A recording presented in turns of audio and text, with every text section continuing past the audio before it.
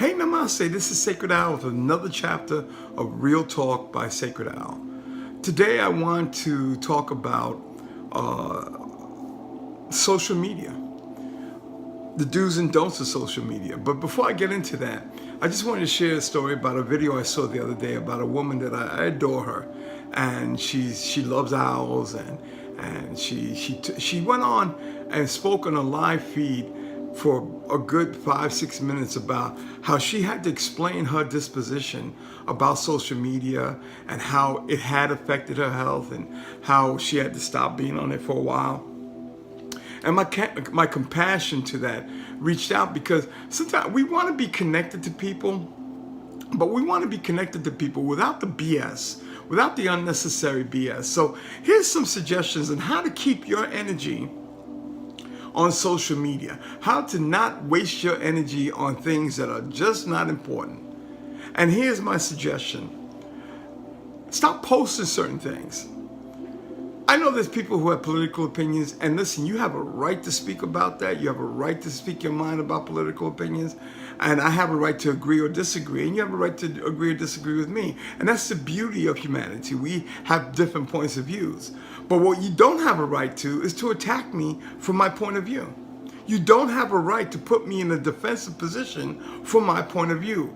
Just because I don't validate your opinion, you want to attack me, that means that you're not sure about your own opinion. That's right. Because if you were so sure about your own opinion, you wouldn't need mine.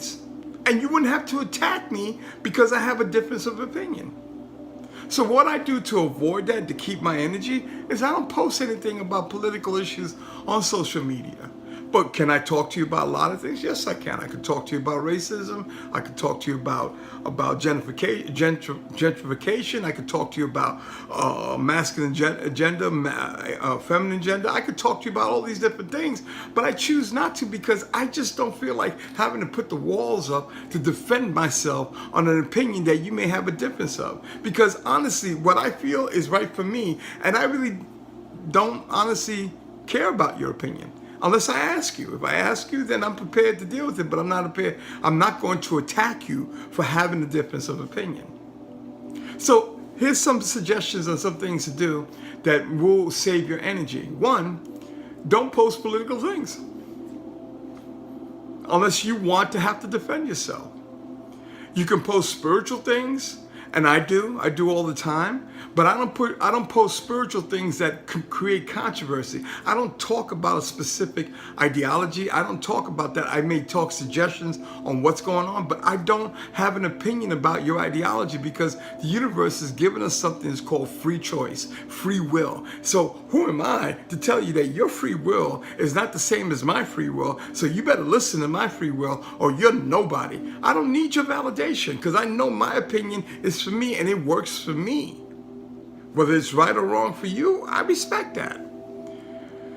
So here's some things also that I suggest you don't do. Don't post things about your partner on Facebook. Unless it's positive, don't. Because people are looking at you like, if you could throw your partner under the bus, that means that you're going to talk about me like a dog.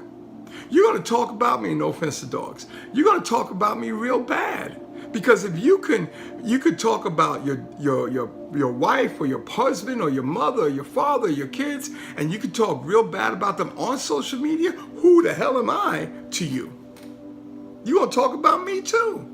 And that's how I look at you. And that's how other people look at you, is you're posting your business, because some people post their business because they need validation, or they need affirmation, or they need to empower their victimization. Well, go knock yourself out. But the reality is that we're looking at you as a fool, as a person who's weak. Stop posting things to get validation. Like I told you earlier, I love attention, so I post positive things to get positive attention. I love it. I soak it right up. I have no problem admitting that. But I don't post things about poor me or victim me. And so I keep my family out of Facebook.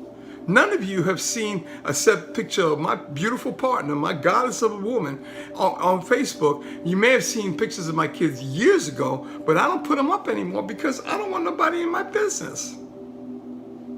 Stop also posting about other people's business, because then you have to put yourself in a position to defend why you post it. Remember, save and conserve your energy. One thing Nelson Mandela said one day when he was on ABC News, this was years ago when he was alive, ABC News asked him, could you tell us about the tribal wars that are happening in South Africa? And he came out with the most beautiful quote in the world. He says, we don't talk our dirty laundry on public display.